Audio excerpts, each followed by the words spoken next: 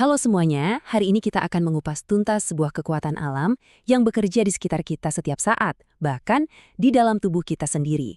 Namanya adalah difusi. Kelihatannya kayak sulap ya kan? Tapi ini bukan sulap.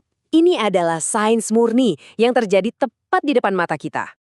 Jawabannya ternyata jauh lebih penting daripada sekedar urusan teh manis. Ini adalah proses yang, percaya atau tidak, jadi alasan kita semua tetap hidup ya detik ini juga. Yuk kita bedah sama-sama. Nah, ini dia definisi intinya. Gampangnya gini deh, alam itu suka keseimbangan. Sama kayak panas yang pindah dari tempat panas ke tempat dingin, partikel-partikel itu juga bergerak dari area yang super padat dan ramai ke area yang lebih sepi sampai semuanya tersebar rata. Oke, prosesnya bisa kita pecah jadi 3 langkah simpel. Pertama, migrasi. Semua berawal di tempat yang penuh sesak, di mana molekul-molekul secara alami mulai cari ruang gerak. Kedua, gerakan acak. Nah, gerakannya ini bukan baris berbaris rapi ya, tapi benar-benar acak. Didorong oleh yang namanya gerak Brown. Bayangin aja molekul-molekul itu saling senggol dan tabrak kayak bola biliar mini. Dan akhirnya, langkah ketiga, kesetimbangan. Setelah semua tabrakan dan gerakan acak tadi, akhirnya molekul-molekul itu tersebar merata. Nggak ada lagi area yang berdesak-desakan. Oke, jadi kita udah ngerti konsep dasarnya. Sekarang pertanyaannya, kenapa ini penting banget? Siap-siap kaget, karena ternyata proses ini ada di mana-mana dalam kehidupan kita sehari-hari. Coba deh pikirin, setiap napas yang kita ambil, itu semua terjadi berkat difusi. Paru-paru kita kan penuh sama oksigen yang konsentrasinya tinggi. Sementara itu, darah kita yang baru balik dari seluruh tubuh, oksigennya lagi rendah. Jadi, secara otomatis, oksigen itu berdifusi, menembus dinding tipis paru-paru, dan langsung masuk ke darah buat dianterin ke seluruh tubuh. Luar biasa kan? Dan bukan cuma soal napas loh, di dunia medis, difusi ini jadi kunci utama. Dengan memahami cara zat berdifusi, para ilmuwan bisa merancang obat yang melepaskan kandungannya pelan-pelan di dalam tubuh kita atau krim yang bisa menembus kulit secara efektif. Intinya adalah mengendalikan pergerakan dari tempat yang ramai ke tempat yang sepi. Nah, sekarang ceritanya jadi sedikit lebih kompleks. Seringnya, difusi itu nggak terjadi di ruang terbuka gitu aja.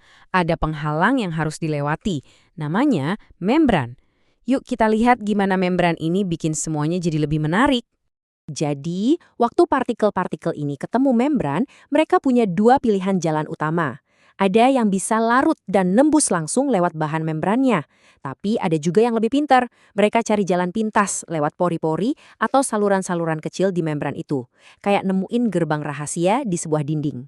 Dan mau tahu contoh paling pas dari penghalang berpori ini? Ya, kulit kita sendiri. Kulit itu bukan cuma lapisan padat loh. Kulit kita ini penuh sama folikel rambut, kelenjar keringat, dan berbagai saluran kecil lainnya. Makanya, pas kita pakai salep obat, bahan aktifnya itu nggak asal nembus kulit loh. Justru dia pintar, dia pakai jalan tol yang udah ada ini. Obatnya berdifusi lewat pori-pori dan folikel buat sampai ke lapisan kulit yang lebih dalam. Ini contoh keren banget gimana kita memanfaatkan struktur alami tubuh kita. Oke, ini bagian yang penting. Ada satu konsep lagi yang sering banget bikin orang bingung. Namanya osmosis. Anggap aja osmosis ini sepupunya difusi. Mirip, tapi beda banget. Biar nggak ketukar lagi, yuk kita luruskan sekali untuk selamanya. Nih, kuncinya di sini. Bayangin ada ruangan pesta yang penuh sesek, terus ada sekat di tengahnya. Kalau difusi, orang-orangnya yang pindah lewat pintu dari sisi yang ramai ke sisi yang sepi, biar rata. Nah, kalau osmosis, sekatnya ini cuma bisa dilewatin sama airnya. Jadi orangnya tetap di situ, tapi airnya yang pindah dari sisi sepi ke sisi rame buat ngencerin keramaiannya. Jadi ingat ya, difusi itu yang gerak isinya, osmosis itu yang gerak cairannya. Oke, kita udah jago nih soal konsepnya. Sekarang bagian yang seru. Gimana cara kita mengontrol proses ini? Ternyata kecepatan difusi itu bisa diatur loh. Ada beberapa tombol yang bisa kita mainkan buat mempercepat atau memperlambatnya. Ada beberapa faktor utama nih. Pertama, suhu. Udah jelas ya, gula lebih cepat larut di teh panas karena molekulnya makin lincah dan berenergi. Kedua, luas permukaan. Gula bubuk pasti lebih cepat larut daripada gula batu kan? Karena lebih banyak permukaannya yang langsung kena air. Ketiga, ketebalan membran. Logis banget, makin tebal dindingnya, ya makin susah dan lama buat ditembus. Dan yang terakhir, gradien konsentrasi. Ini artinya, semakin jomplang perbedaannya antara area yang padat dan yang kosong, makin ngebut juga proses difusinya. Jadi, mulai dari secangkir teh di pagi hari sampai napas yang kita ambil detik ini juga, difusi ada di mana-mana, bekerja diam-diam seperti pahlawan tanpa tanda jasa di dunia kita. Nah, sekarang giliran Anda. Coba deh perhatikan sekitar. Kira-kira di mana lagi Anda bisa menemukan kekuatan tak kasat mata ini bekerja? Coba pikirin deh. Terima kasih banyak sudah menyimak bahasan kita kali ini.